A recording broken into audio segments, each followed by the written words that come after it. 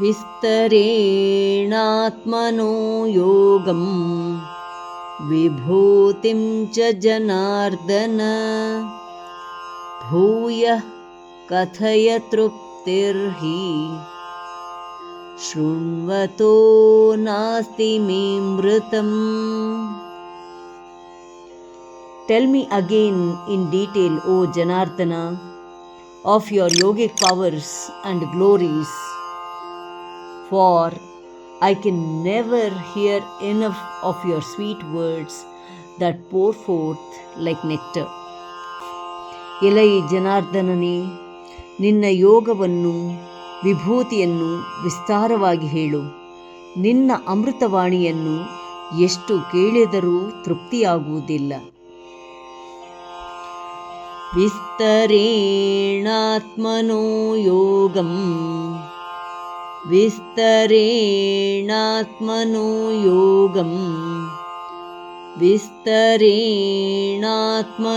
ಯೋಗಂ ವಿಭೂತಿಂ ಚ ಜನಾರ್ದನ ವಿಭೂತಿಂ ಚ ಜನಾರ್ದನ ವಿಭೂತಿಂ ಚ ಜನಾರ್ದನ ವಿಸ್ತರೇಣಾತ್ಮನೋ ಯೋಗಂ ವಿಭೂತಿಂ ಚ ಜನಾರ್ದನ ವಿಸ್ತರೇಣಾತ್ಮನೋ ಯೋಗಂ ವಿಭೂತಿಂ ಚ ಜನಾರ್ದನ ವಿಸ್ತರೇಣಾತ್ಮನೋ ಯೋಗಂ ವಿಭೂತಿಂ ಚ ಜನಾರ್ದನ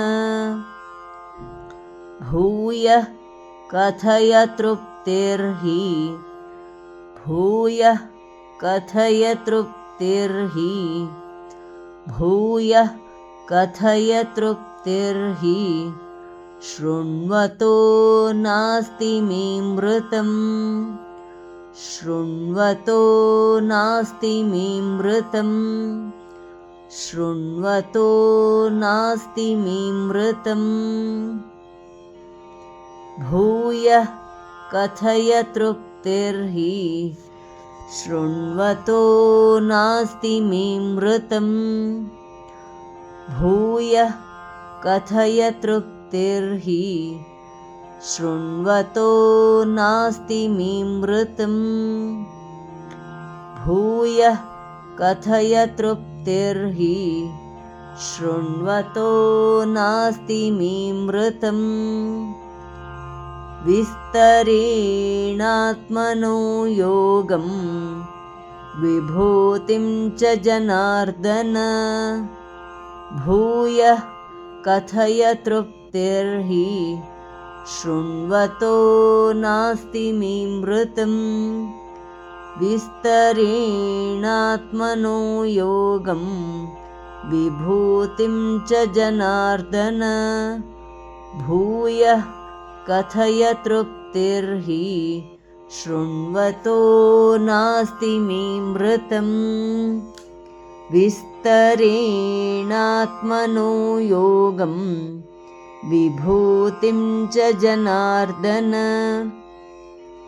ಭೂಯಃ ಕಥಯ ತೃಪ್ತಿರ್ಹಿ ಶೃಣ್ವತೋ ನಾಸ್ತಿ ಮೇऽಮೃತಂ. ಧನ್ಯವಾದ. ನಮಸ್ಕಾರ. ಶುಭವಾಗಲಿ.